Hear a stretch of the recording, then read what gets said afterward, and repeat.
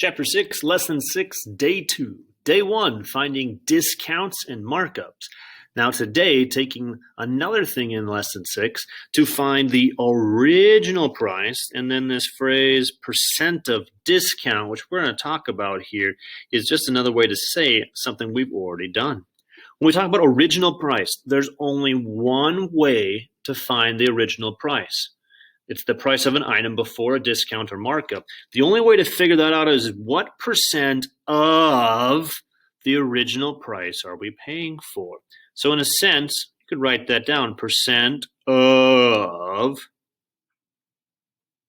the original price are we paying for? So whether that's the sale or the markup, so that's the other thing that we want to put right there. So what part do we pay for?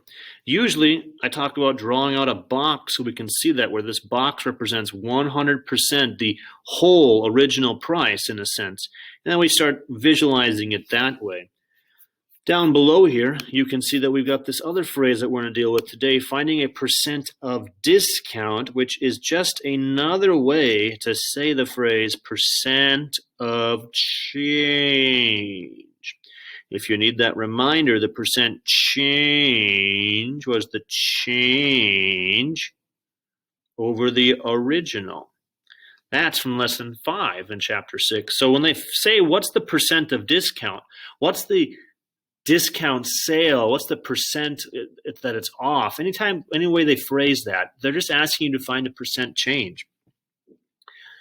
Mr. Walls, myself, bought his Christmas suit for $60. I did. The Christmas suit that I usually wear right there the week of Christmas, usually when we're tossing pennies. I told you it was on clearance for 85% off. I wanted to know what was the original price of the suit. And I actually had to do this because the original price was not there. They just kept ripping off the old price tags. So there's only one way to do this, and we have to do it this way. Again, go ahead and draw a box out. On top of the box, write on that this is 100%. This represents all of the original price. But notice, I had a discount. A discount of 85%. So put a line in there somewhere and then mark down 85%. I'm going to remove that 85%. So I didn't have to pay for this 85%. Out of the 100, what's 100 minus 85? What part am I paying for? I'm paying for 15%. Again, write this in like we did on the previous day where we did one example. You're paying for 15% of the original price. And that equals your sell price. Once we've got that, now let's figure it out. 15%, well, 15% as a decimal is 0.15. Of means to multiply.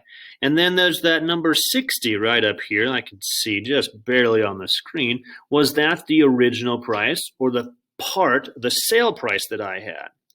Since that was the sales price, we're going to end up putting that way over here. And then I'm just going to put down the letter N for some number, some price. You could put P, any variable you want. Now that we've got that, come here and solve this equation. Solve for n, so divide both sides by 15/100ths. Divide by 0.15, grab a handy-dandy calculator, and type it on in, and you can find out that after all of that, Mr. Walls' suit was originally $400. I would not have paid $400 for that Christmas suit. It sounds like a lot of money, but $60? $60 I can handle. Again, you're buying a snowboard for $105, and you're wondering, what was it originally? There's a 30% discount on it. Only one way to do this. We have to figure out what percent of the original is 105. So again, visually, let's draw it out. This represents 100%. Do we have a discount or a markup happening here? Because there's a 30% discount, draw a line somewhere and do a discount. Take away that 30%. What percent then is left? What's left after we take 30% away from 100? 70%. One last time, I'm going to write it. So you and I are paying for 70% of the original price, and that equals our sales price. Plugging that on in, we've got the 70%. Bump, bump, 0.70 of the original price, which I don't know, and equals that sales price right up here of $105. Solve this equation for n. Solve it for your variable. Divide by 0.70, divide by 70 hundredths. Take that into the calculator, and that gives you 150. What was the snowboard before that 30% discount? It was $150. Sometimes you can see that on the price tag. You can remove it. Sometimes you can peel off the sales stickers and see the original price. You can hide the sale flyer in the Walmart spot or whatever it might be with sitting right on the shelf. Other times you can't see what it was originally. So are you really saving that much money? Here's one way to find out. Again, as we're talking about multi-step problems and we're talking about applying proportional relationships to solve percent problems. Talking about markups and discounts, yes, but also trying to find those original prices.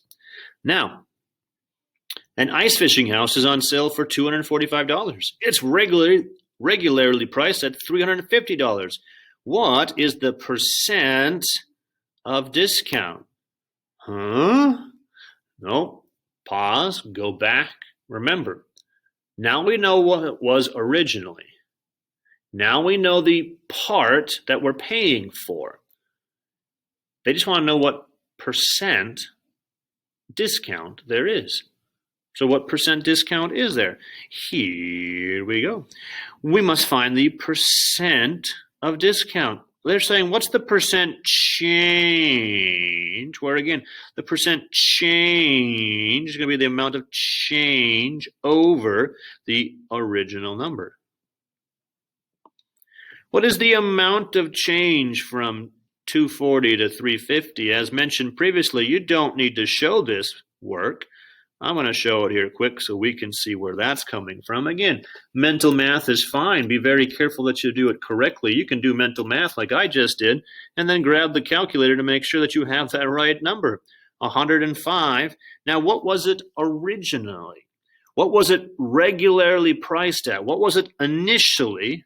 So that's this 350.